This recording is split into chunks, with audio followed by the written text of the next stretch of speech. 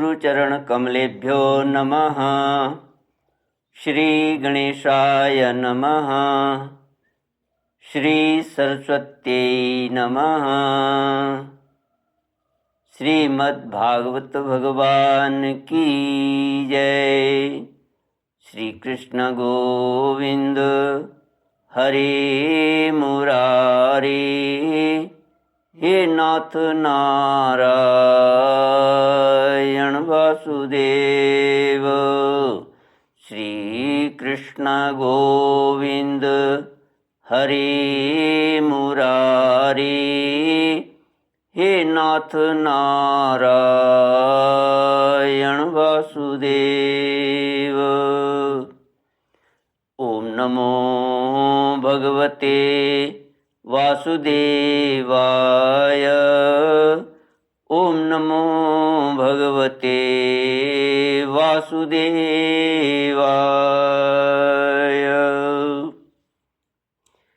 कृष्णाय वासुदेवाय हरये परमात्मने प्रणतक्लेशनाशाय गोविन्दाय नमो नमः। सच्चिदानन्दरूपाय विश्वोत्पत्त्यादिहेतवे तापत्रयविनाशाय श्रीकृष्णाय वयं नमः। सच्चित आनंद स्वरूप परमात्मा जो सृष्टि के उत्पत्ति, पालन और संहार करता है तथा जीवों के आध्यात्मिक, आदि दैविक, आदि भौतिक तापों को नष्ट करने वाले हैं, अर्थात जीवों के मानसिक, शारीरिक और भौतिक दुखों को दूर करने वाले हैं, उन श्री कृष्ण भगवान को हम नमस्कार करते हैं।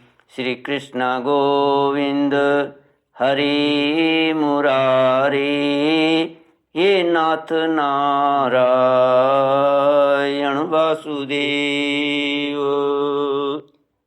श्रीमद्भागवत महात्म्य तृतीय अध्याय श्लोक 23 से। ब्रह्मा तु नाभिकमलाद् उत्पन्नस्तं व्यजिज्ञप्त नारायणादि पुरुष परमात्मन्नमोस्तुते। त्वया सर्गे नियुक्तोऽस्मि पापीयान् मां रजो गुणः त्वत्स्मृतो नैव बाधेत तथैव कृपया प्रभो। उद्धव जी राजा परीक्षित को कहते हैं, भागवत से भगवान का प्रकाश मिलता है, जिससे भगवत भक्ति उत्पन्न होती है। पूर्व काल में सांख्यायन की कृपा से श्रीमद् भागवत बृहस्पति जी को मिला और बृहस्पति जी ने मुझे दिया। इसी से मैं श्री कृष्ण का प्रियतम सखा हो सका हूँ। परीक्षित, बृहस्पति जी ने मुझे एक आख्यायिका भी सुनाई थी, उसे तुम सुनो। इस आख्यायिका से श्रीमद् भागवत श्रवण के संप्रदाय का क्रम भी जाना जा सकता है। बृहस्पति जी ने कहा, अपनी माया से पुरुष रूप धारण करने वाले भगवान श्री कृष्ण ने जब सृष्टि के लिए संकल्प किया, तब उनके दिव्य विग्रह से 3 पुरुष प्रकट हुए। इनमें रजोगुण की प्रधानता से ब्रह्मा जी, सत्वगुण की प्रधानता से विष्णु और तमोगुण की प्रधानता से रुद्र प्रकट हुए। भगवान ने इन तीनों को क्रमशः जगत की उत्पत्ति, पालन और संहार करने का अधिकार प्रदान किया। तब भगवान के नाभि कमल से उत्पन्न हुए ब्रह्मा जी ने उनसे अपना मनोभाव यूं प्रकट किया। ब्रह्मा जी ने कहा, परमात्मन, आप नार अर्थात जल में शयन करने के कारण नारायण नाम से प्रसिद्ध हैं। सबके आदि कारण होने से आदि पुरुष हैं। आपको नमस्कार है। प्रभु, आपने मुझे सृष्टि कर्म में लगाया है, मगर मुझे भय है कि सृष्टि काल में अत्यंत पापात्मा रजोगुण आपकी स्मृति में कहीं बाधा न डालने लग जाए। अतः कृपा करके ऐसी कोई बात बताएं जिससे आपकी याद बराबर बनी रहे।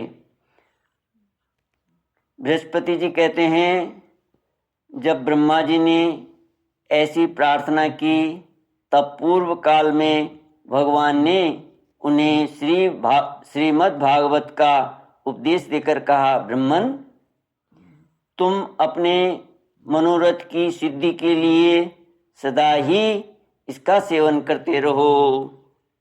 ब्रह्मा जी श्रीमद् भागवत का उपदेश पाकर बड़े प्रसन्न हुए और उन्होंने श्री कृष्ण की नित्य प्राप्ति के लिए तथा 7 आवरणों का भंग करने के लिए श्रीमद् भागवत का सप्ताह पारायण किया। सप्ताह यज्ञ की विधि से 7 दिनों तक श्रीमद् भागवत का सेवन करने से ब्रह्मा जी के सभी मनोरथ पूर्ण हो गए। इससे वे सदा भगवत स्मरण पूर्वक सृष्टि का विस्तार करते और बारंबार सप्ताह यज्ञ का अनुष्ठान करते रहते। ब्रह्मा जी की ही भांति विष्णु ने भी अपने अभीष्ट अर्थ की सिद्धि के लिए उन परम पुरुष परमात्मा से प्रार्थना की, क्योंकि उन पुरुषोत्तम ने विष्णु को भी प्रजा पालन रूप कर्म में नियुक्त किया था। विष्णु ने कहा, देव, मैं आपकी आज्ञा के अनुसार कर्म और ज्ञान के उद्देश्य से प्रवृत्ति और निवृत्ति के द्वारा यथोचित रूप से प्रजाओं का पालन करूँगा। कालक्रम से जब जब धर्म की हानि होगी तब तक अनेकों अवतार धारण कर पुनः धर्म की स्थापना करूँगा। जो भोगों की इच्छा रखने वाले हैं उन्हें अवश्य ही उनके किए हुए यज्ञादि कर्मों का फल अर्पण करूँगा, तथा जो संसार बंधन से मुक्त होना चाहते हैं, विरक्त हैं, उन्हें उनके इच्छानुसार 5 प्रकार की मुक्ति भी देता हूँ। परंतु जो लोग मोक्ष भी नहीं चाहते, उनका पालन मैं कैसे करूँगा, यह बात समझ में नहीं आती। इसके अतिरिक्त मैं अपनी तथा लक्ष्मी जी की भी रक्षा कैसे कर सकूँगा, इसका उपाय भी बतलाइए। श्री कृष्ण गोविंद हरे मुरारे, हे नाथ नारायण वासुदेव। विष्णु की यह प्रार्थना सुनकर आदि पुरुष श्री कृष्ण ने उन्हें भी श्रीमद् भागवत का उपदेश किया और कहा, तुम अपने मनोरथ की सिद्धि के लिए इस श्रीमद् भागवत शास्त्र का सदा पाठ किया करो। उस उपदेश से विष्णु भगवान का चित्त प्रसन्न हो गया और वे लक्ष्मी जी के साथ प्रत्येक मास में श्रीमद् भागवत का चिंतन करने लगे। इससे वे परमार्थ का पालन और यथार्थ रूप से संसार की रक्षा करने में समर्थ हुए।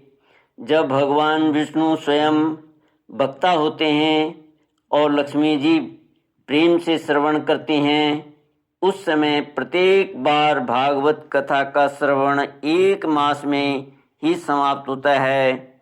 किंतु जब लक्ष्मी जी स्वयं वक्ता होती हैं और विष्णु श्रोता बनकर सुनते हैं, तब भागवत कथा का रसास्वादन 2 मास तक होता रहता है।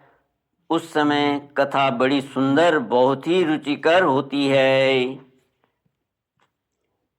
इसका कारण यह है कि विष्णु तो अधिकारारूढ़ हैं, उन्हें जगत के पालन की चिंता करनी पड़ती है, पर लक्ष्मी जी इन झंझटों से अलग हैं, अतः उनका हृदय निश्चिंत है। इसी से लक्ष्मी जी के मुख से भागवत कथा का रसास्वादन अधिक प्रकाशित होता है। इसके पश्चात रुद्र ने भी, जिन्हें भगवान ने पहले संहार कार्य में लगाया था, अपनी सामर्थ्य की वृद्धि के लिए उन परम पुरुष भगवान श्री कृष्ण से प्रार्थना की। रुद्र ने कहा, मेरे प्रभु देवदेव, मुझ में नित्य नैमित्तिक और प्राकृत संहार की शक्तियां तो हैं, पर आत्यंतिक संहार की शक्ति बिल्कुल नहीं है। यह मेरे लिए बड़े दुख की बात है। इसी कमी की पूर्ति के लिए मैं आपसे प्रार्थना करता हूँ। बृहस्पति जी कहते हैं, रुद्र की प्रार्थना सुनकर नारायण ने उन्हें भी श्री मद्भागवत का ही उपदेश किया। सदाशिव रुद्र ने 1 वर्ष में 1 पारायण के क्रम से भागवत कथा का सेवन किया।